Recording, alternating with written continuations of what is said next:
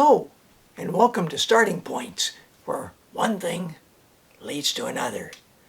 In an earlier video, I showed you a copy of Have You Seen Birds by Joanne Oppenheim, and I wanted to show you the big book version of that Scholastic put out. It's a huge book, and I got it so that I could take it apart and put pages of it up in the classroom.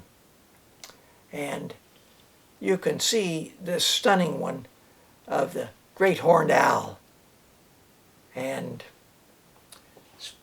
so for this video and the next, I want to look at books that deal with owls. Owl at Home, one of the earliest books we read to our children, by Arnold Dobell. He wrote the Frog and Toad books. It's an I can read book, so at some point our own children could read it. But we loved sharing these stories together, and because we knew the stories well and they knew them well. And of the 5 stories, Strange Bumps, Tearwater Tea, Upstairs and Downstairs are 3 that we have at times remember that story about Al when he was upstairs and or remember that story about when he was in bed and wondering what those bumps were at the bottom of the bed. And the 5th story is called Owl and the Moon. And the next book I want to share with you is called Owl Moon. This is written by Jane Yolen, and the artwork, watercolors, beautifully done by John Schoenherr, and he won a Caldecott medal for the illustrations for this book.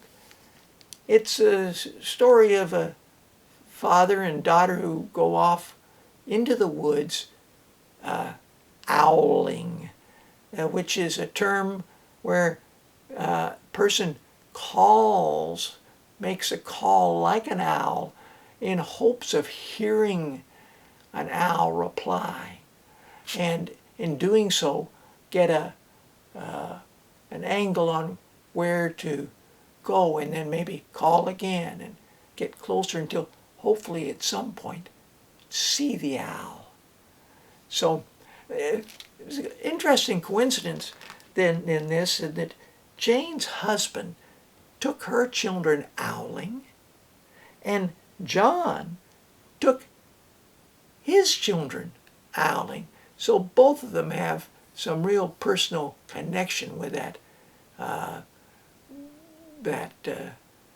those moments of exploration and success in this case.